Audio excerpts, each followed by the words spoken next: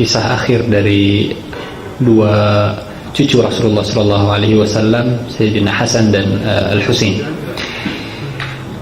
Al-Husain akhirnya memutuskan untuk berangkat ke Kufah, bertemu dengan orang-orang yang siap untuk bersama menggalang dukungan, menyampaikan aspirasinya kepada Yazid bin Muawiyah. Akan tetapi para sahabat yang berada di Madinah, para sahabat yang berada di Makkah bahkan sekalipun, mereka menyarankan kepada Husain untuk tidak berangkat ke Kufah.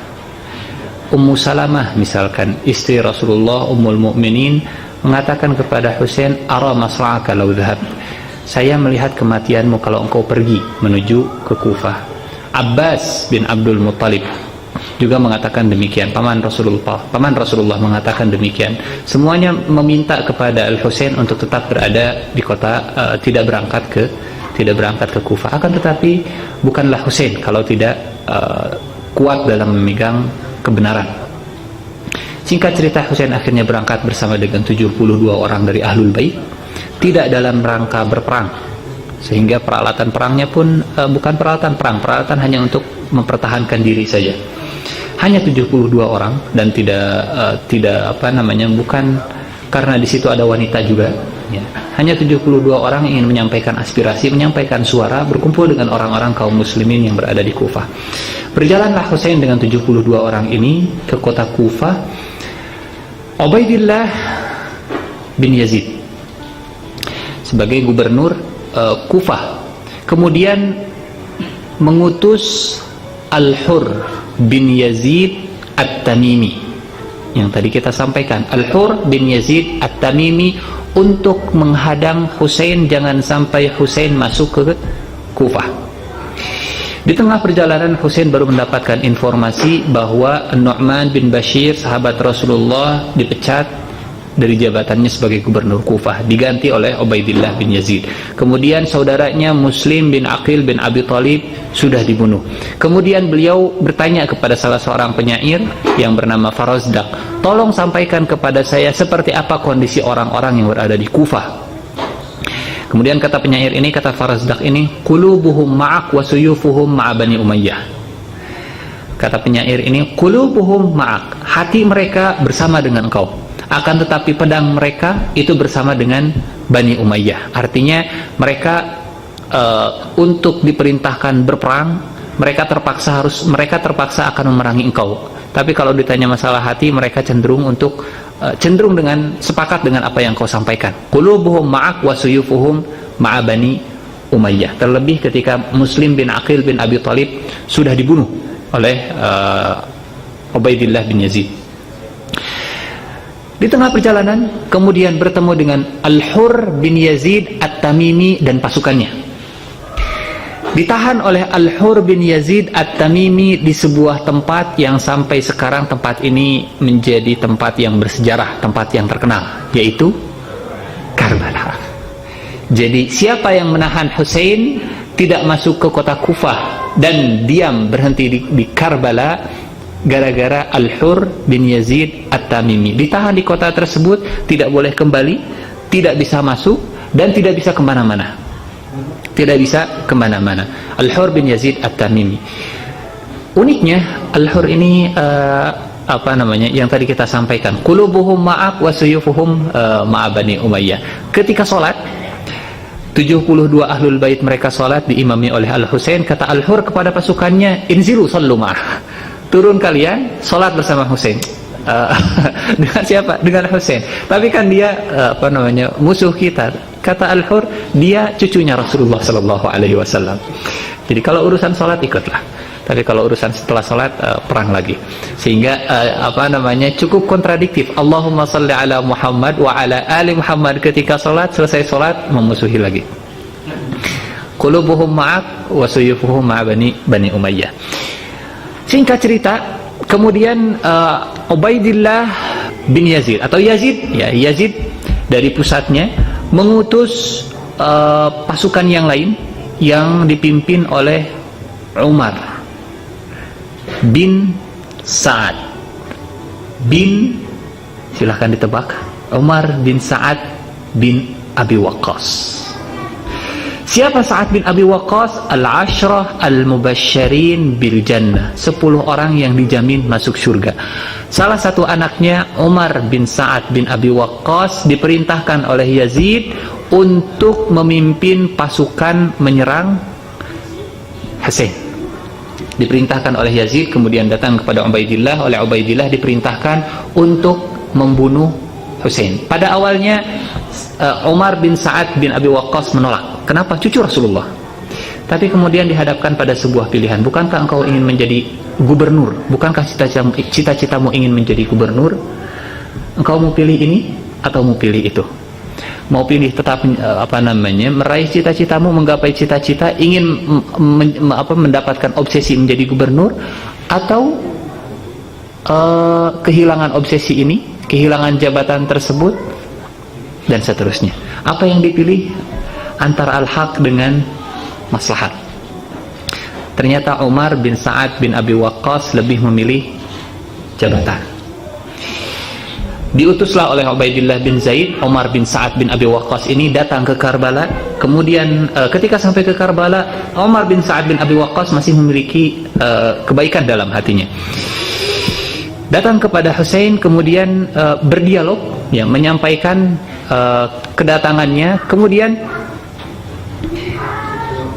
singkat cerita dari dialog antara Husain dengan Umar bin Sa'ad bin Abi Waqqas, Umar bin Sa'ad bin Abi Waqqas ini kembali lagi kepada Ubaidillah bin Ziyad. Kata Umar bin Sa'ad bin Abi Waqqas, bagaimana kalau kita bernegosiasi saja dengan Husain? Bernegosiasi dengan Husain. Kata Ubaidillah bin Ziyad, saya mengirim engkau, saya mengutus engkau bukan untuk menjadi syafi', bukan untuk menjadi penolong bagi Husain. Saya mengutus engkau untuk membunuh Husain. Saya mengutus engkau untuk membunuh Husain. Singkat cerita, akhirnya Umar bin Sa'ad bin Abi Waqqas lebih cenderung kepada jabatan, lebih cenderung kepada maslahatnya sendiri. Akhirnya datang waktu yang sudah ditakdirkan oleh Allah Subhanahu wa taala di bulan Muharram tanggal ke-10. Di bulan Muharram tanggal 10, ketika Umar bin Sa'ad bin Abi Waqqas sudah bulat untuk membunuh Husain, memimpin pasukannya untuk menyerang Husain. Husain hanya 72 orang, sementara pasukan yang akan menyerang Husain yang dipimpin oleh Umar bin Sa'ad bin Abi Waqqas jumlahnya 4.000 orang, lebih, bahkan jumlah yang tidak seimbang. Bahkan kalau seandainya Sayyidina Husain dan Ahlul Bait mundur, di dalam Islam bukan sesuatu yang disebut dengan mundur lari dari peperangan, karena maksimal jumlahnya itu 1:10, minimal 1:2. Jadi dari 2 dengan 10. Kalau lebih dari 10 kita boleh untuk mundur. Kalau hanya ada 2 sampai 10, ya, jadi hajar, tidak boleh mundur. Minimal 2, maksimal 10. 1 lawan 11, ya, 1:11, maka masih boleh mundur. Ini 72 dibandingkan dengan 4.000.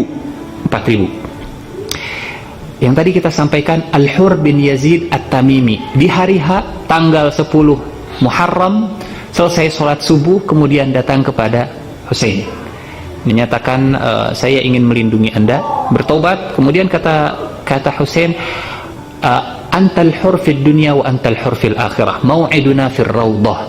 Engkau al-hur itu secara bahasa orang yang merdeka. Kata Husain, engkau merdeka di dunia, engkau pun akan merdeka di akhirat, dan janji kita akan bertemu di rawdah, janji kita akan bertemu di telaga Rasulullah sallallahu alaihi wasallam, fil haud, maaf, bukan di rawdah, fil haud, di telaga Rasulullah sallallahu alaihi wasallam. Singkat cerita, akhirnya kemudian Al-Hur berada di pihak Al-Husain, bergabung bersama Husain melawan Umar bin Sa'ad bin Abi Waqqas dengan pasukannya. Dan percaya atau tidak, peperangan berlangsung sampai waktu zuhur. 72 orang melawan 4.000, peperangan berlangsung sampai waktu zuhur. Dan Umar bin Sa'ad bin Abi Waqqas, tentu hal ini bisa terjadi karena 72 orang mereka berjuang mempertahankan kebenaran. Spiritnya berbeda dengan 4.000 orang. Semangatnya berbeda dengan yang 4.000 orang.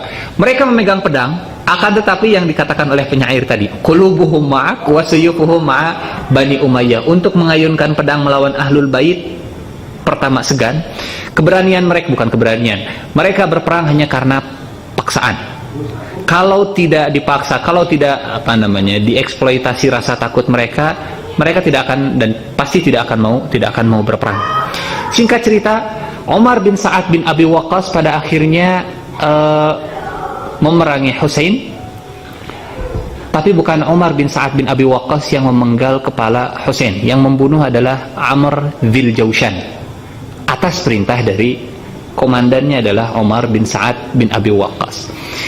Ketika dipenggal lehernya Husain, sebelum dipenggal Husain kemudian berdoa, Allahumma antaqim li minhum, ya Allah tolong balaskan apa yang telah mereka perbuat untuk saya. Sebelum Husain dipenggal, dan kepalanya ini bisa dibayangkan, cucu Rasulullah Shallallahu Alaihi Wasallam dipenggal, kepalanya dari Karbala kemudian dibawa ke Damaskus, dan itu bukan jarak yang pendek. Kemudian diletakkan di hadapan Yazid bin Muawiyah. Jadi ketika saya memiliki sebuah kesimpulan yang begitu menyedihkan, ketika kaum muslimin dihadapkan kepada al-haq dengan maslahat, saat kaum muslimin kemudian lebih memilih maslahat, saat itulah kemudian banyak terjadi musibah dan musibah. Al-haq dengan maslahat. Lebih jauh dari itu. Ini sering kita sampaikan dalam pembahasan tentang sirah. Apa yang menyebabkan Abu Jahal, Umayyah, para pembesar orang kafir Quraisy menolak dakwah Rasulullah Sallallahu Alaihi Wasallam? Apakah mereka tidak tahu bahwa yang disampaikan oleh Rasulullah al-haq? Bukan mereka tidak tahu apa yang disampaikan oleh Rasulullah itu kebenaran. Mereka sangat tahu apa yang disampaikan oleh Muhammad Sallallahu Alaihi Wasallam adalah sebuah kebenaran. Yang membuat mereka menolak dakwah Rasulullah bukan karena mereka tidak tahu itu sebuah kebenaran, tapi maslahat. Ada maslahat. Saya akan sedikit mengulangi. 360 berhala yang ada di sekitar Ka'bah. 360 berhala yang ada di sekitar Ka'bah sebenarnya MOU antara Quraisy dengan kabilah-kabilah Arab yang berada di jalur dagang orang Quraisy. Li'ilafi Quraisy ilafihim rihlatash shita was-saif. Kebiasaan orang Quraisy itu berdagang. Musim panas mereka berdagang ke utara, musim dingin mereka berdagang ke Yaman. Yaman berada di selatan, Syam berada di utara. Dari Mekah berjalan ke Syam itu melewati daerah-daerah yang rawan perompak. Dari Mekah ke Yaman melewati daerah-daerah yang rawan perompak. Bagaimana upaya orang-orang Quraisy untuk mengamankan dagangan mereka, mengamankan jalur sutra mereka? Maka mereka melakukan sebuah perjanjian MOU dengan kabilah-kabilah yang berada di jalur perdagangan. Apa yang didapatkan oleh kabilah-kabilah yang menjaga keamanan jalur sutranya orang Quraisy? Orang Quraisy menawarkan, sesembahan kalian akan kami tempatkan di Ka'bah. 360 berhala yang berada di sekitar Ka'bah sejatinya adalah MOU, perjanjian perdagangan antara Quraisy dengan kabilah-kabilah yang berada di jalur sutra. Ketika Rasulullah mengajak kepada mereka, La ilaha illallah, tidak ada Tuhan selain Allah, dan patung-patung ini adalah sesembahan yang batil. Artinya, engkau ingin menghancurkan perekonomian kita. Jadi, apa yang menyebabkan mereka menolak dakwah Rasulullah? Bukan mereka tidak tahu apa yang disampaikan Rasulullah ini hak, bukan. Dalam kehidupan itu selalu dihadapkan bukan hanya orang-orang kafir Quraisy, bukan hanya Umar bin Sa'ad bin Abi Waqqas. Saya dan kita semua pasti akan selalu dihadapkan. Mau pilih al-haq, kebenaran, atau pilih maslahat pribadi. Apa yang menyebabkan Abu Jahal tidak mau ikut Rasulullah Shallallahu Alaihi Wasallam? Ini ada sebuah kisah yang bisa kita analisa latar belakang sebab kenapa Abu Jahal tidak mau bersyahadat. Abu Jahal datang kepada Rasulullah, datang kepada Abu Jahal. Kemudian kata Rasulullah, ya Abul Hakam, qul la ilaha illallah tuflih. Wahai Abul Hakam, panggilannya Abu Jahal, katakanlah la ilaha illallah, maka engkau akan beruntung di dunia dan di akhirat. Kemudian kata Abu Jahal, ya Muhammad, law alimtu annaka sadiq lattaba'tuk walakinnaka kadzdzab. Wahai Muhammad, andai saya tahu engkau ini jujur, maka saya akan ikut Anda. Walakinnaka kadzdzab, akan tetapi engkau ini pendusta. Rasulullah pergi. Kemudian di samping Abu Jahal ada orang lain. Kata Abu Jahal, wallahi inni la'alamu annahu sadiq. Demi Allah, saya yakin dan saya tahu bahwa Muhammad itu adalah orang jujur.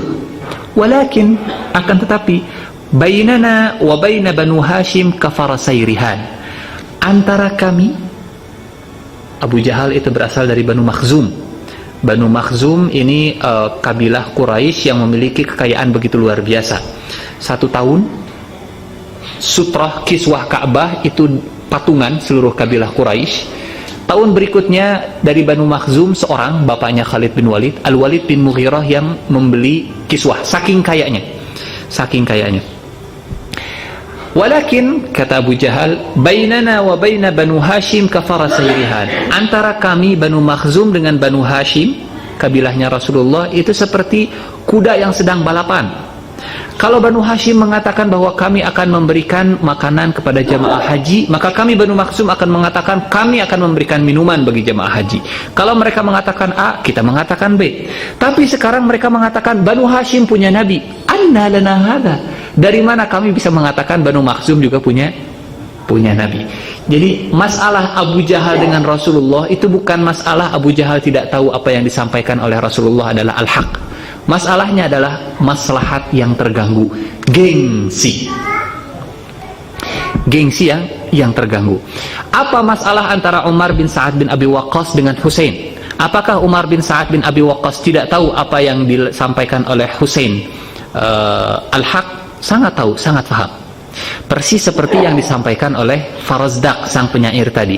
Qulubuhum ma'ak wa suyufuhum ma'a Bani Umayyah, bahwa hati-hati mereka, yang namanya hati tidak bisa dibohongi. Hati itu selalu cenderung kepada kebenaran. Tapi yang namanya setan itu bukan setan kalau dia tidak cerdas. Seringkali kebenaran itu dibungkus, bukan kebenaran. Seringkali kebatilan oleh syaitan dibungkus dengan maslahat.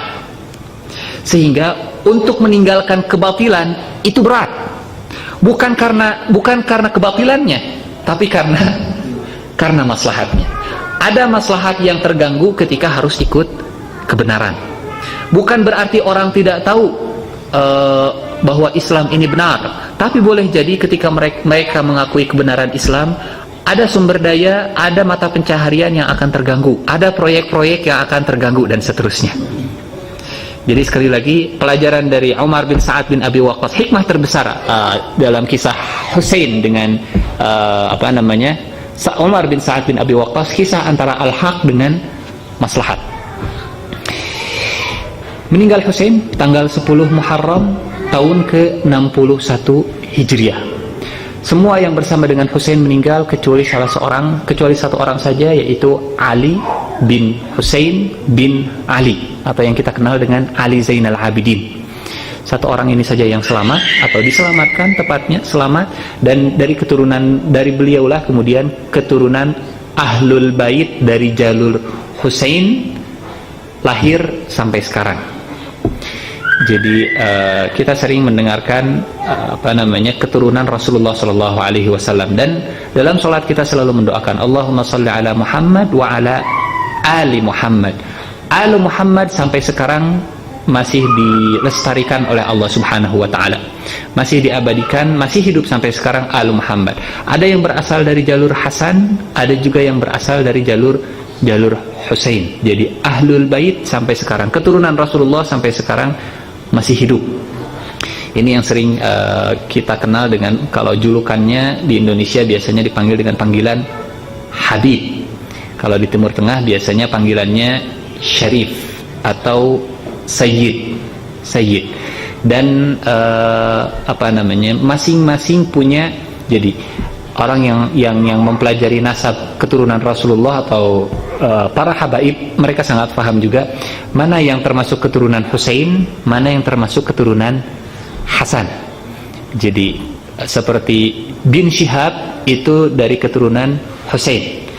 As-Segaf itu dari keturunan Husain. Al-Jufri itu dari keturunan Husain. Al-Ahdal itu dari keturunan Hasan. Jadi ada dari keturunan Al-Kaf itu dari keturunan Husain. Bin Syekh Abu Bakar itu dari keturunan Husain.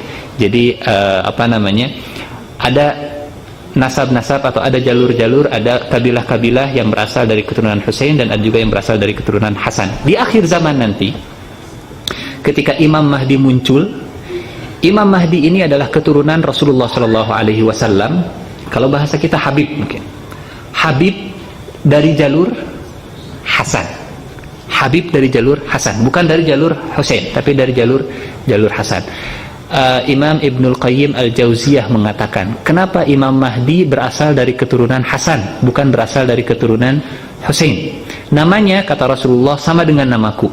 Ayahnya sama dengan ayahku. Jadi Imam Mahdi namanya Muhammad bin Abdullah Al-Hasani, keturunan Hasan. Kata Ibnul Qayyim Al-Jauziyah, balasan dari Allah Subhanahu wa taala kepada Hasan dan keturunannya ketika dulu Hasan mengundurkan diri dari khilafah demi persatuan kaum muslimin. Maka di akhir zaman nanti persatuan kaum muslimin itu berada di bawah kendali keturunan Al-Hasan. Jadi ini hikmah Allah Subhanahu wa taala menakdirkan Imam Al-Mahdi berasal dari keturunan Al-Hasan. 10 Muharram ini diperingati sebagai hari kebenaran. Tentu perayaannya pun harus perayaan yang disesuaikan dengan syariat. Merayakan kebenaran tapi dengan hal yang tidak dibenarkan juga bukan merupakan kebenaran. Menzalimi diri sendiri itu bukan sebuah kebenaran. Melukai diri sendiri juga bukan sebuah kebenaran. Bahwa 10 Muharram bagi kita, bagi kaum muslimin adalah hari di mana kebenaran itu berhadapan dengan maslahat. Kebenaran berhadapan dengan maslahat, dan mudah-mudahan saya dan kita semua diberikan kekuatan oleh Allah Subhanahu wa taala supaya bisa melihat mana kebenaran dan supaya bisa mengikutinya. Sebuah doa yang diajarkan oleh Rasulullah, Allahumma arinal haqqa haqqan warzuqna tiba'ah. Ya Allah, perlihatkanlah kepada kami kebenaran itu sebagai sebuah kebenaran. Kalau hanya sekedar diperlihatkan mungkin mudah, karena setiap orang akan tahu dengan cepat, oh ini benar, ini salah. Seringkali ketika tahu benar sulit untuk diikuti. Sehingga doa berikutnya, warzuqna tiba'ah, berikanlah rizki kepada kami supaya bisa mengikuti kebenaran. Wa arinal batila batilan warzuqna ijtinabah, dan perlihatkanlah kepada kami kebatilan itu sebagai kebatilan dan berikanlah rizki kepada kami untuk menjauhinya. Allahumma arinal haqqa haqqan warzuqna tiba'ah wa arinal batila batilan warzuqna ijtinabah. Ini saja mungkin yang bisa disampaikan kisah tentang Hasan dan Husain. Mudah-mudahan ada manfaatnya bagi saya khususnya dan bagi kita semua. Aku qauli hadza wa astaghfirullah li wa lakum. Assalamualaikum warahmatullahi wabarakatuh.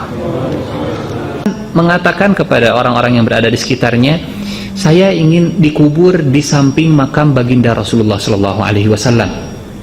Tapi dengan catatan kalau Muawiyah memberikan izin kepada saya. Jadi Hasan sangat paham bahwa dirinya diawasi oleh Muawiyah. Kalau misalkan Muawiyah tidak mengizinkan saya dikubur di samping Rasulullah, maka kuburkan saya di Baqi.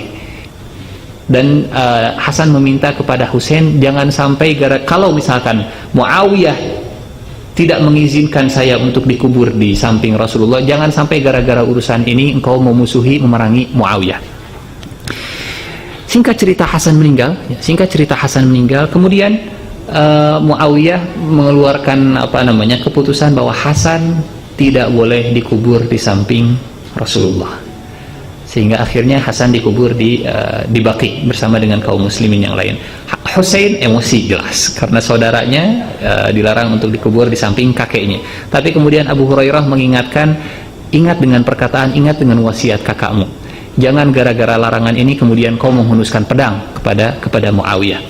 Satu hal yang harus digarisbawahi bahwa Hasan dan Husain ketika mereka berbaiat kepada Muawiyah bin Abi Sufyan, ya, berbaiat kepada Muawiyah bin Abi Sufyan, berbaiat dengan sepenuh hati, setulus hati. Artinya bukan karena sebelumnya musuh dari sisi politik, ya, secara akidah tidak bermusuhan. Dari sisi politik mereka rival, tapi kemudian ketika Hasan mengundurkan diri dari khalifah, berbaiat kepada Muawiyah, Hasan dan Husain memenuhi baiatnya, memenuhi sumpah setianya, bahkan ikut serta dalam sebuah peperangan yang yang disusun oleh Muawiyah. Jadi siap dipimpin oleh calon rivalnya. Itu Hasan dan Husain. Dan Hasan dan Husain punya pandangan bahwa siapapun yang menentang Muawiyah, karena saat itu kepemimpinan sudah tidak ada lagi dualisme kepemimpinan, siapapun yang menentang kepada Muawiyah pada saat itu, Hasan dan Husain mengatakan maka orang tersebut adalah orang yang keluar dari jamaah kaum muslimin. Pada saat itu sampai ketika Hasan meninggal, Muawiyah di akhir masa kepemimpinannya membuat sebuah keputusan yang mengejutkan seluruh kaum muslimin. Sebelum kita sampai ke sini ada sedikit yang terlewat. Ketika Hasan mengundurkan diri di tahun ke-41 Hijriah, mayoritas kaum muslimin di Kufah, ada kaum muslimin yang menolak keputusan Hasan bin Ali bin Abi Thalib, tapi mayoritas kaum muslimin mereka memuji keputusan Hasan. Mereka mengatakan hiqnan li dima'il muslimin, apa yang dilakukan oleh Hasan ini menjaga darah kaum muslimin, daripada harus bertempur kepada sesama kaum muslimin, lebih baik keputusan yang diambil oleh Hasan ini keputusan yang luar biasa, keputusan perdamaian yang luar biasa. Itu sebabnya tahun 41 Hijriah dikenal dengan Amul Jamaah, tahun kebersamaan. Kaum muslimin yang tadinya terbelah menjadi dua kubu, Hasan mengundurkan diri, akhirnya kaum muslimin bersatu di bawah satu kubu. Sejak tahun 41 Hijriah dikenal dengan Amul Jamaah, tahun kebersamaan. Sampai di akhir masa kepemimpinan Muawiyah, Hasan sudah meninggal. Dengan berbagai macam riwayat yang tadi kita sampaikan. Ada yang mengatakan diracun, walaupun ini juga diperdebatkan. Muawiyah membuat sebuah keputusan yang mengagetkan. Muawiyah membuat keputusan bahwa Yazid bin Muawiyah menjadi putra mahkota, menjadi calon pengganti Muawiyah bin Abi Sufyan. Padahal kesepakatan di awal Muawiyah menjadi khilafah, Hasan dan Husain Hasan secara khususnya mengundurkan diri. Kalau Muawiyah selesai menjadi khalifah, maka kepemimpinan diserahkan kepada kaum muslimin. Kaum muslimin bersepakat, bermusyawarah siapa yang menjadi khalifah berikutnya. Akan tetapi yang terjadi mengagetkan kaum muslimin. Muawiyah mencalonkan anaknya Yazid bin Muawiyah menjadi putra mahkota. Muncullah sosok Husain, sosok yang begitu bergelora, sosok yang begitu bersemangat, yang pada awalnya begitu setia kepada Muawiyah bin Abi Sufyan. Ketika mendapati hal ini kaget, jelas kaget. Dan karena sosoknya yang begitu bersemangat, berkarakter begitu luar biasa, kalau Husain sudah tahu dengan sebuah kebenaran, memegang kebenaran begitu kuat apapun resikonya. Singkat cerita, Husain saat itu tinggal di kota Madinah bersama dengan Hasan. Ketika Hasan meninggal, masih tetap tinggal di kota Madinah. Kemudian Husain memutuskan bahwa saya harus berangkat ke Yazid, saya harus berangkat ke Syam, saya harus berangkat untuk menyampaikan kebenaran. Long march dari Madinah ke Syam, ingin menyampaikan aspirasi kaum muslimin bahwa apa yang disampaikan, apa yang diambil keputusannya oleh Muawiyah ini menyalahi perjanjian, menyalahi kesepakatan. Singkat cerita, Muawiyah meninggal di tahun ke-60 Hijriah. Kemudian setelah itu Yazid bin Muawiyah menjadi khalifah. Husain akhirnya memutuskan bahwa saya harus berangkat ke Kufah. Sebelum berangkat ke ibu kota Syam, ke Damaskus, Husain mengutus Muslim bin Aqil bin Abi Thalib, saudara sepupunya, anak dari Aqil bin Abi Thalib. Mengutus sepupunya Muslim bin Aqil bin Abi Thalib, tolong berangkat ke kota Kufah. Kota Kufah yang tadi kita sampaikan ini dulunya ibu kota kaum muslimin ketika dipimpin oleh Hasan, ketika dipimpin oleh Ali bin Abi Thalib. Kenapa mengutus ke Kufah? Mengutus ke Kufah untuk menggalang dukungan. Karena dulu disinilah Hasan pernah mendapatkan dukungan penuh, Ali bin Abi Thalib pernah mendapatkan dukungan penuh. Dikirim oleh Hasan Muslim bin Aqil ini ke kota Kufah. Kemudian Muslim bin Aqil datang ke kota Kufah menyampaikan kepada kaum muslimin bahwa Husain bin Ali bin Abi Thalib menyampaikan bahwa apa yang diambil keputusannya oleh Muawiyah sekarang menjadi Yazid ini adalah sebuah kebatilan. Husain siap bersama kalian untuk menyampaikan aspirasi bahwa apa yang diambil keputusannya ini tidak benar. Banyak kaum muslimin saat itu di kota Kufah setuju dengan apa yang dikatakan oleh Husain. Sehingga Muslim bin Aqil menulis surat kepada Husain yang berada di Madinah bahwa orang-orang yang berada di Kufah mereka siap mendukung engkau. Kalau engkau ingin menyampaikan aspirasi, datang ke kota Kufah. Dari kota Kufah, ayo sama-sama kita datang ke pusat kota, ke Damaskus, ke Syam. 3 menit lagi. Siapa yang menjadi wali kota Kufah saat itu? Siapa yang menjadi gubernur Kufah saat itu? Namanya salah seorang sahabat, An-Nu'man bin Bashir. An-Nu'man bin Bashir ini jelas berada di bawah kepemimpinan Muawiyah bin Abi Sufyan, karena Muawiyah yang menjadi khalifah. Ketika Muawiyah meninggal, Yazid bin Muawiyah yang menjadi pemimpinnya. Yazid bin Muawiyah mendapatkan informasi bahwa di Kufah orang-orang sedang menggalang kekuatan bersama dengan Husain. Apa yang pertama kali dilakukan oleh Yazid bin Muawiyah? Memecat Nu'man bin Bashir. Kenapa? Karena Nu'man bin Bashir ini dianggap terlalu menggampangkan, terlalu lemah untuk mengontrol kondisi dalam pandangan Yazid bin Muawiyah. Siapa yang menjadi gantinya? Ubaidillah bin Ziyad. Ubaidillah bin Ziyad.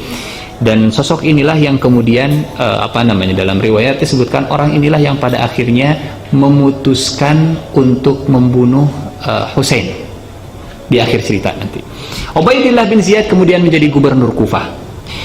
Ketika menjadi gubernur Kufah, Ubaidillah sosoknya cenderung begitu keras.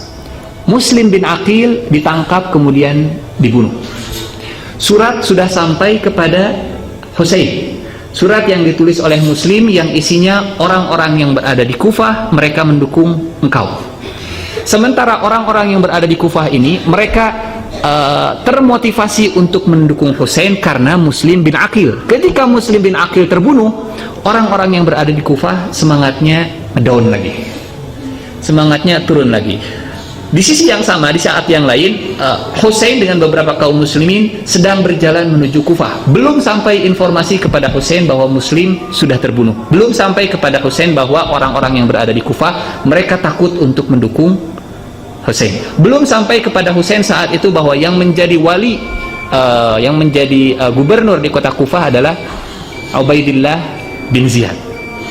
Bagaimana kisah selanjutnya insya Allah setelah salat Isya? Wallahu a'lam bishawab. Assalamualaikum warahmatullahi wabarakatuh. Assalamualaikum warahmatullahi wabarakatuh.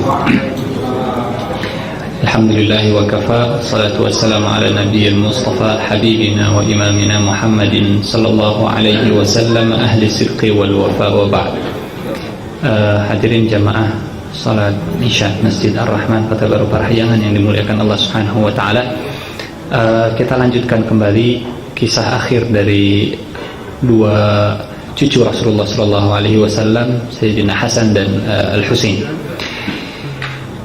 Al-Husain akhirnya memutuskan untuk berangkat ke Kufah, bertemu dengan orang-orang yang siap untuk bersama menggalang dukungan, menyampaikan aspirasinya kepada Yazid bin Muawiyah. Akan tetapi para sahabat yang berada di Madinah, para sahabat yang berada di Makkah bahkan sekalipun, mereka menyarankan kepada Husain untuk tidak berangkat ke Kufah. Ummu Salamah misalkan, istri Rasulullah, Ummul Mukminin, mengatakan kepada Husain, ara masra'aka law dhahab. saya melihat kematianmu kalau engkau pergi menuju ke Kufah.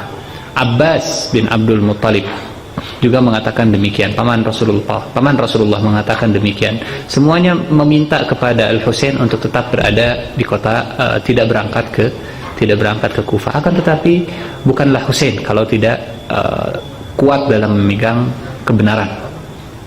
Singkat cerita, Husain akhirnya berangkat bersama dengan 72 orang dari Ahlul Bait, tidak dalam rangka berperang, sehingga peralatan perangnya pun bukan peralatan perang, peralatan hanya untuk mempertahankan diri saja. Hanya 72 orang, dan bukan karena di situ ada wanita juga, ya. Hanya 72 orang ingin menyampaikan aspirasi, menyampaikan suara, berkumpul dengan orang-orang kaum muslimin yang berada di Kufah. Berjalanlah Husain dengan 72 orang ini ke kota Kufah. Ubaidillah bin Yazid sebagai gubernur Kufah kemudian mengutus Al-Hur bin Yazid At-Tamimi yang tadi kita sampaikan. Al-Hur bin Yazid At-Tamimi untuk menghadang Husain, jangan sampai Husain masuk ke Kufah. Di tengah perjalanan, Husain baru mendapatkan informasi bahwa Nu'man bin Bashir, sahabat Rasulullah, dipecat dari jabatannya sebagai gubernur Kufah, diganti oleh Ubaidillah bin Yazid. Kemudian saudaranya Muslim bin Aqil bin Abi Thalib sudah dibunuh. Kemudian beliau bertanya kepada salah seorang penyair yang bernama Farazdaq, tolong sampaikan kepada saya seperti apa kondisi orang-orang yang berada di Kufah. Kemudian kata penyair ini, kata Farazdaq ini, qulubuhum ma'ak wa suyufuhum ma'a Bani Umayyah. Kata penyair ini, qulubuhum ma'ak, hati mereka bersama dengan engkau, akan tetapi pedang mereka itu bersama dengan Bani Umayyah. Artinya mereka untuk diperintahkan berperang, mereka terpaksa akan memerangi engkau. Tapi kalau ditanya masalah hati, mereka cenderung dengan sepakat dengan apa yang kau sampaikan. Qulubuhum ma'ak wa suyufuhum ma'a Bani Umayyah. Terlebih ketika Muslim bin Aqil bin Abi Thalib sudah dibunuh oleh Ubaidillah bin Yazid. Di tengah perjalanan kemudian bertemu dengan Al-Hur bin Yazid At-Tamimi dan pasukannya. Ditahan oleh Al-Hur bin Yazid At-Tamimi di sebuah tempat yang sampai sekarang tempat ini menjadi tempat yang bersejarah, tempat yang terkenal, yaitu Karbala. Jadi siapa yang menahan Husain tidak masuk ke kota Kufah dan diam berhenti di Karbala, gara-gara Al-Hur bin Yazid At-Tamimi. Ditahan di kota tersebut, tidak boleh kembali, tidak bisa masuk, dan tidak bisa kemana-mana. Al-Hur bin Yazid At-Tamimi.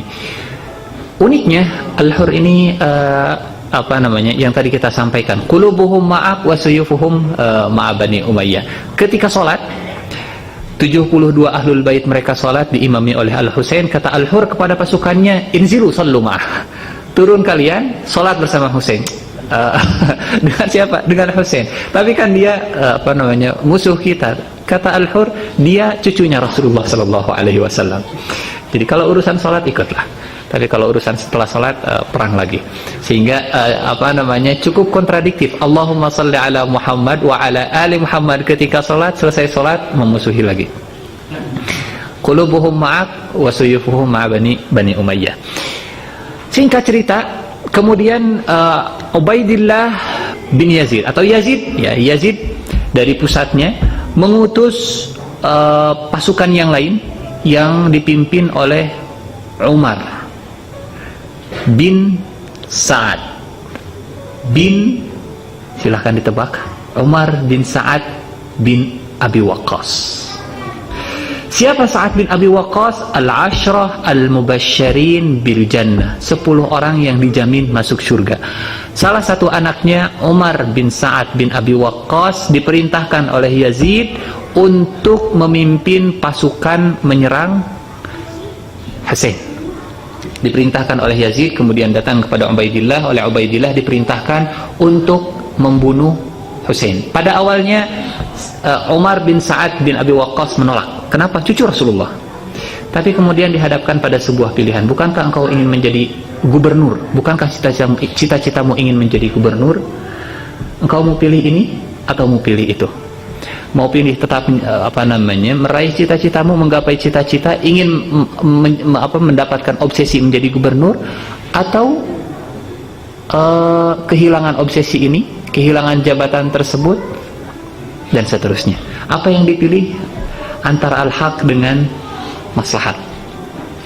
Ternyata Umar bin Sa'ad bin Abi Waqqas lebih memilih jabatan. Diutuslah oleh Ubaidillah bin Zaid, Umar bin Sa'ad bin Abi Waqqas ini datang ke Karbala. Kemudian ketika sampai ke Karbala, Umar bin Sa'ad bin Abi Waqqas masih memiliki kebaikan dalam hatinya. Datang kepada Husain, kemudian berdialog, ya, menyampaikan kedatangannya. Kemudian singkat cerita dari dialog antara Husain dengan Umar bin Sa'ad bin Abi Waqqas, Umar bin Sa'ad bin Abi Waqqas ini kembali lagi kepada Ubaidillah bin Ziyad. Kata Umar bin Sa'ad bin Abi Waqqas, bagaimana kalau kita bernegosiasi saja dengan Husain? Bernegosiasi dengan Husain. Kata Ubaidillah bin Ziyad, saya mengirim engkau, saya mengutus engkau bukan untuk menjadi syafi', bukan untuk menjadi penolong bagi Husain. Saya mengutus engkau untuk membunuh Husain. Saya mengutus engkau untuk membunuh Husain. Singkat cerita, akhirnya Umar bin Sa'ad bin Abi Waqqas lebih cenderung kepada jabatan, lebih cenderung kepada maslahatnya sendiri. Akhirnya datang waktu yang sudah ditakdirkan oleh Allah Subhanahu wa taala di bulan Muharram tanggal ke-10. Di bulan Muharram tanggal 10, ketika Umar bin Sa'ad bin Abi Waqqas sudah bulat untuk membunuh Husain, memimpin pasukannya untuk menyerang Husain. Husain hanya 72 orang, sementara pasukan yang akan menyerang Husain yang dipimpin oleh Umar bin Sa'ad bin Abi Waqqas jumlahnya 4.000 orang, lebih, bahkan jumlah yang tidak seimbang. Bahkan kalau seandainya Sayyidina Husain dan Ahlul Bait mundur, di dalam Islam bukan sesuatu yang disebut dengan mundur lari dari peperangan, karena maksimal jumlahnya itu 1:10, minimal 1:2. Jadi dari 2 dengan 10. Kalau lebih dari 10 kita boleh untuk mundur. Kalau hanya ada 2 sampai 10, ya, jadi hajar, tidak boleh mundur. Minimal 2, maksimal 10. 1 lawan 11, ya, 1:11, maka masih boleh mundur. Ini 72 dibandingkan dengan 4.000. Yang tadi kita sampaikan, Al-Hur bin Yazid At-Tamimi di hari H tanggal 10 Muharram selesai sholat subuh, kemudian datang kepada Husain, menyatakan, saya ingin melindungi Anda, bertobat. Kemudian kata Husain, antal hur fid dunya wa antal hur fil akhirah, mau'iduna fir rawdah. Engkau al-hur. Al-hur itu secara bahasa orang yang merdeka. Kata Husain, engkau merdeka di dunia, engkau pun akan merdeka di akhirat, dan janji kita akan bertemu di rawdah. Janji kita akan bertemu di telaga Rasulullah sallallahu alaihi wasallam. Fil haud, maaf, bukan di rawdah, fil haud, di telaga Rasulullah sallallahu alaihi wasallam. Singkat cerita, akhirnya kemudian Al-Hur berada di pihak Al-Husain, bergabung bersama Husain melawan Umar bin Sa'ad bin Abi Waqqas dengan pasukannya. Dan percaya atau tidak, peperangan berlangsung sampai waktu zuhur. 72 orang melawan 4.000. Peperangan berlangsung sampai waktu zuhur. Dan Umar bin Sa'ad bin Abi Waqqas, tentu hal ini bisa terjadi karena 72 orang mereka berjuang mempertahankan kebenaran. Spiritnya berbeda dengan 4.000 orang. Semangatnya berbeda dengan yang 4.000 orang. Mereka memegang pedang, akan tetapi yang dikatakan oleh penyair tadi, qulubuhum ma'ak wa suyufuhum ma'a Bani Umayyah, untuk mengayunkan pedang melawan Ahlul Bait, pertama segan. Keberanian mereka, bukan keberanian, mereka berperang hanya karena paksaan. Kalau tidak dipaksa, kalau tidak dieksploitasi rasa takut mereka tidak akan, dan pasti tidak akan mau berperang. Singkat cerita, Umar bin Sa'ad bin Abi Waqqas pada akhirnya memerangi Husain, tapi bukan Umar bin Sa'ad bin Abi Waqqas yang memenggal kepala Husain. Yang membunuh adalah Amr dzil Jaushan atas perintah dari komandannya adalah Umar bin Sa'ad bin Abi Waqqas. Ketika dipenggal lehernya Husain, sebelum dipenggal, Husain kemudian berdoa, Allahumma antaqim li minhum, ya Allah tolong balaskan apa yang telah mereka perbuat untuk saya. Sebelum Husain dipenggal, dan kepalanya ini bisa dibayangkan, cucu Rasulullah Shallallahu Alaihi Wasallam dipenggal, kepalanya dari Karbala kemudian dibawa ke Damaskus, dan itu bukan jarak yang pendek. Kemudian diletakkan di hadapan Yazid bin Muawiyah. Jadi ketika saya memiliki sebuah kesimpulan yang begitu menyedihkan, ketika kaum muslimin dihadapkan kepada al-haq dengan maslahat, saat kaum muslimin kemudian lebih memilih maslahat, saat itulah kemudian banyak terjadi musibah dan musibah. Al-haq dengan maslahat. Lebih jauh dari itu. Ini sering kita sampaikan dalam pembahasan tentang sirah. Apa yang menyebabkan Abu Jahal, Umayyah, para pembesar orang kafir Quraisy menolak dakwah Rasulullah Shallallahu Alaihi Wasallam? Apakah mereka tidak tahu bahwa yang disampaikan oleh Rasulullah al-haq? Bukan mereka tidak tahu apa yang disampaikan oleh Rasulullah itu kebenaran. Mereka sangat tahu apa yang disampaikan oleh Muhammad Shallallahu Alaihi Wasallam adalah sebuah kebenaran. Yang membuat mereka menolak dakwah Rasulullah bukan karena mereka tidak tahu itu sebuah kebenaran, tapi maslahat. Ada maslahat. Saya akan sedikit mengulangi. 360 berhala yang ada di sekitar Ka'bah. 360 berhala yang ada di sekitar Ka'bah sebenarnya MOU antara Quraisy dengan kabilah-kabilah Arab yang berada di jalur dagang orang Quraisy. Li'ilafi Quraisy ilafihim rihlatash shita was-saif. Kebiasaan orang Quraisy itu berdagang. Musim panas mereka berdagang ke utara, musim dingin mereka berdagang ke Yaman. Yaman berada di selatan, Syam berada di utara. Dari Mekah berjalan ke Syam itu melewati daerah-daerah yang rawan perompak. Dari Mekah ke Yaman melewati daerah-daerah yang rawan perompak. Bagaimana upaya orang-orang Quraisy untuk mengamankan dagangan mereka, mengamankan jalur sutra mereka? Maka mereka melakukan sebuah perjanjian MOU dengan kabilah-kabilah yang berada di jalur perdagangan. Apa yang didapatkan oleh kabilah-kabilah yang menjaga keamanan jalur sutranya orang Quraisy? Orang Quraisy menawarkan, sesembahan kalian akan kami tempatkan di Ka'bah. 360 berhala yang berada di sekitar Ka'bah sejatinya adalah MOU, perjanjian perdagangan antara Quraisy dengan kabilah-kabilah yang berada di jalur sutra. Ketika Rasulullah mengajak kepada mereka, La ilaha illallah, tidak ada Tuhan selain Allah, dan patung-patung ini adalah sesembahan yang batil. Artinya, engkau ingin menghancurkan perekonomian kita. Jadi, apa yang menyebabkan mereka menolak dakwah Rasulullah? Bukan mereka tidak tahu apa yang disampaikan Rasulullah ini hak, bukan.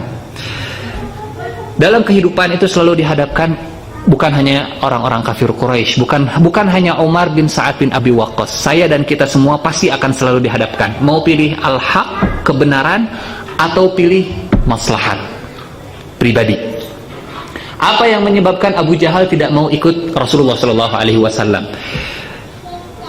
Ini ada sebuah kisah yang bisa kita analisa latar belakang sebab kenapa Abu Jahal tidak mau bersyahadat. Rasulullah datang kepada Abu Jahal. Kemudian kata Rasulullah, Ya Abul Hakam, qul la ilaha illallah tuflih. Wahai Abul Hakam, panggilannya Abu Jahal, katakanlah la ilaha illallah, maka engkau akan beruntung di dunia dan di akhirat. Kemudian kata Abu Jahal, Ya Muhammad, law alimtu annaka sadiq lattaba'tuk walakinnaka kadzdzab. Wahai Muhammad, andai saya tahu engkau ini jujur, maka saya akan ikut Anda. Walakinnaka kadzdzab, akan tetapi engkau ini pendusta. Rasulullah pergi. Kemudian di samping Abu Jahal ada orang lain. Kata Abu Jahal, Wallahi inni la'alamu annahu sadiq. Demi Allah, saya yakin dan saya tahu bahwa Muhammad itu adalah orang jujur. Walakin, akan tetapi, bainana wa baina Banu Hashim kafarasai rihan. Antara kami, Abu Jahal itu berasal dari Banu Makhzum. Banu Makhzum ini kabilah Quraisy yang memiliki kekayaan begitu luar biasa. 1 tahun sutrah kiswah Ka'bah itu patungan seluruh kabilah Quraisy. Tahun berikutnya dari Banu Makhzum seorang, bapaknya Khalid bin Walid, Al-Walid bin Mughirah, yang membeli kiswah, saking kayanya. Walakin, kata Abu Jahal, bainana wa baina Banu Hashim kafarasai rihan. Antara kami Banu Makhzum dengan Banu Hashim, kabilahnya Rasulullah, itu seperti kuda yang sedang balapan. Kalau Banu Hashim mengatakan bahwa kami akan memberikan makanan kepada jamaah haji, maka kami Banu Makhzum akan mengatakan kami akan memberikan minuman bagi jamaah haji. Kalau mereka mengatakan A, kita mengatakan B. Tapi sekarang mereka mengatakan Banu Hashim punya nabi. Anna lana hadza? Dari mana kami bisa mengatakan Banu Makhzum juga punya nabi? Jadi masalah Abu Jahal dengan Rasulullah itu bukan masalah Abu Jahal tidak tahu apa yang disampaikan oleh Rasulullah adalah al-haq. Masalahnya adalah maslahat yang terganggu, gengsi yang terganggu. Apa masalah antara Umar bin Sa'ad bin Abi Waqqas dengan Husain? Apakah Umar bin Sa'ad bin Abi Waqqas tidak tahu apa yang disampaikan oleh Husain? Al-haq, sangat tahu, sangat paham. Persis seperti yang disampaikan oleh Farazdaq, sang penyair tadi. Qulubuhum ma'ak wa suyufuhum ma'a Bani Umayyah. Bahwa hati-hati mereka, yang namanya hati tidak bisa dibohongi. Hati itu selalu cenderung kepada kebenaran. Tapi yang namanya setan itu bukan setan kalau dia tidak cerdas. Seringkali kebenaran itu dibungkus, bukan kebenaran. Seringkali kebatilan oleh syaitan dibungkus dengan maslahat. Sehingga untuk meninggalkan kebatilan itu berat. Bukan karena kebatilannya, tapi karena maslahatnya. Ada maslahat yang terganggu ketika harus ikut kebenaran. Bukan berarti orang tidak tahu bahwa Islam ini benar, tapi boleh jadi ketika mereka mengakui kebenaran Islam, ada sumber daya, ada mata pencaharian yang akan terganggu, ada proyek-proyek yang akan terganggu, dan seterusnya. Jadi sekali lagi, pelajaran dari Umar bin Sa'ad bin Abi Waqqas, hikmah terbesar dalam kisah Husain dengan Umar bin Sa'ad bin Abi Waqqas, kisah antara al-haq dengan maslahat. Meninggal Husain tanggal 10 Muharram tahun ke-61 Hijriah. Semua yang bersama dengan Husain meninggal kecuali satu orang saja, yaitu Ali bin Husain bin Ali, atau yang kita kenal dengan Ali Zainal Abidin. Satu orang ini saja yang selamat, atau diselamatkan, tepatnya selamat, dan dari beliaulah kemudian keturunan Ahlul Bait dari jalur Husain lahir sampai sekarang. Jadi kita sering mendengarkan keturunan Rasulullah Shallallahu Alaihi Wasallam, dan dalam sholat kita selalu mendoakan Allahumma sholli ala Muhammad wa ala ali Muhammad.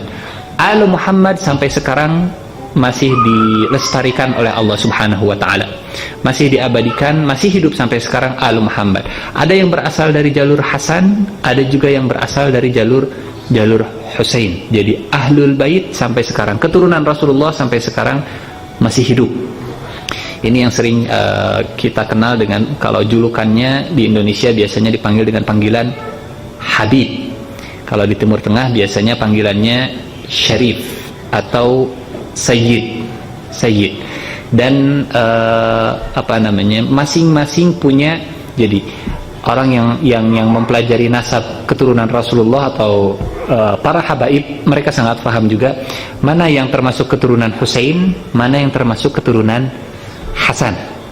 Jadi seperti bin Syihab itu dari keturunan Husain, As-Segaf itu dari keturunan Husain, Al-Jufri itu dari keturunan Husain, Al-Ahdal itu dari keturunan Hasan.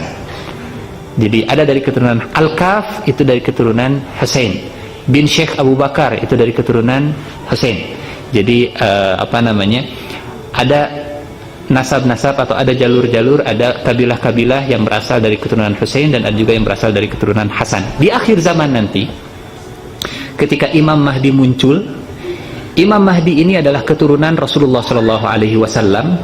Kalau bahasa kita Habib, mungkin Habib dari jalur Hasan.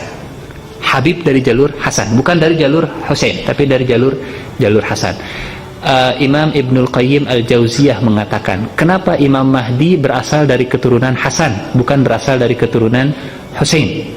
Namanya, kata Rasulullah, sama dengan namaku, ayahnya sama dengan ayahku. Jadi Imam Mahdi namanya Muhammad bin Abdullah Al-Hasani, keturunan Hasan.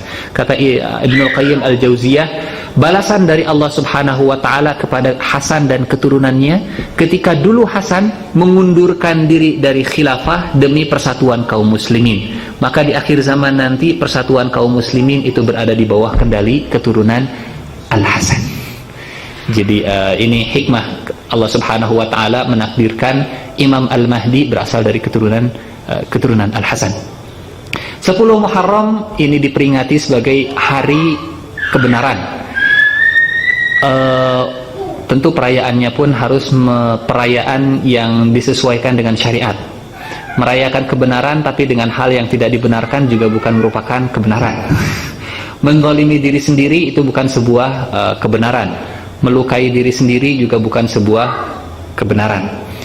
Bahwa 10 Muharram bagi kita, bagi kaum muslimin, adalah hari di mana kebenaran itu berhadapan dengan maslahat. Kebenaran berhadapan dengan maslahat, dan mudah-mudahan saya dan kita semua diberikan kekuatan oleh Allah Subhanahu wa ta'ala supaya bisa melihat mana kebenaran dan supaya bisa mengikutinya. Sebuah doa yang diajarkan oleh Rasulullah, Allahumma arinal haqqa haqqan warzuqna tiba'ah. Ya Allah, perlihatkanlah kepada kami kebenaran itu sebagai sebuah kebenaran. Kalau hanya sekedar diperlihatkan mungkin mudah, karena setiap orang akan tahu dengan cepat, oh ini benar, ini salah. Seringkali ketika tahu benar sulit untuk diikuti. Sehingga doa berikutnya, warzuqna tiba'ah, berikanlah rizki kepada kami supaya bisa mengikuti kebenaran. Wa arinal batila batilan warzuqna ijtinabah, dan perlihatkanlah kepada kami kebatilan itu sebagai kebatilan, dan berikanlah rizki kepada kami untuk menjauhinya. Allahumma arinal haqqa haqqan warzuqna tiba'ah wa arinal batila batilan warzuqna ijtinabah. Ini saja mungkin yang bisa disampaikan, kisah tentang Hasan dan Husain. Mudah-mudahan ada manfaatnya bagi saya khususnya dan bagi kita semua. Aqulu qouli hadza wa astaghfirullah li wa lakum. Wassalamualaikum warahmatullahi wabarakatuh.